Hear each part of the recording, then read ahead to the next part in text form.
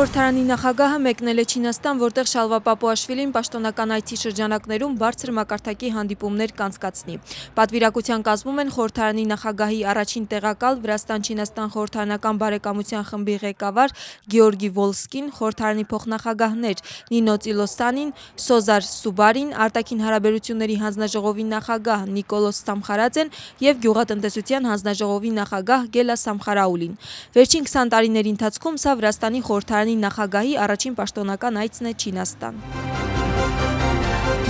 Վրաստանի ազգային բանկի 2025 թվականի տարեկան հաշվետվությունն այսօր կլսի ֆինանսա-բյուջետային հանձնաժողովը։ Փաստաթուղթը պատգամավորներին կներկայացնի ազգային բանկի նախագահ Նաթիա Թուրնավան։ Ըստ հաշվետվության 2025 թվականին ազգային բանկի իրականացրած դրամավարկային քաղաքականության արդյունքում գնաճային սպասումները պահպանվել են կայուն։ 2025 թվականին գնաճը կազմել է 4%։ 2025 թվականին ուժեղ մակրոտնտեսական հիմնարար գործոնները ազգային բանկին հնարավորություն են տվել զգալիորեն համալրել միջազգային պահուստները։ Այս միտումը շարունակվում է նաև այսօր։ 2026 թվականի ապրիլի դրությամբ պահուստների ծավալը գերազանցում է 6 միլիարդ ԱՄՆ դոլարը։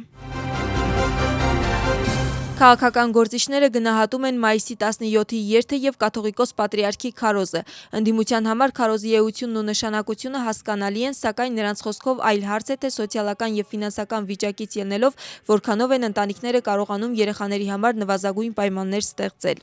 Ընտանիքի սրբության օրվան նվիրված երթից հետո նոր պատրիարք Շիո III-ը հանդիսավոր պատարագ է մատուցել և իր քարոզում ուշադրություն է հրավիրել ժողովրդագրական հարցերի վրա։ Պատրիարքի խոսքով երկրի ժողովրդագրական վիճակը մտահոգիչ է և երջանկությունն այն ընտանիքներում է, որտեղ յուրաքանչյուր 2 կամ 3 տարին մեկ երեխա է ծնվում։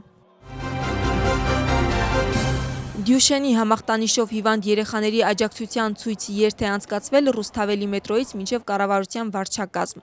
Երթի մասնակիցներն էին ինչպես համախտանիշով հիվանդ երեխաները, այնպես էլ նրանց ծնողները և աջակիցները։ Երթի մասնակիցները կառավարության գրասենյակի ուղղությամբ շարժվում էին կարմիր փուչիկներով և տարբեր բովանդակության պաստառներով։ Ծնողների հայտարարությամբ նրանք ևս մեկ անգամ կփորձեն իրենց ձայնը հասցնել իշխանություններին, որ իրենց երեխաների համար դեղամիջոցի ներմուծումը կենսական նշանակություն ունի և յուրաքանչյուր օրը վճռորոշ է։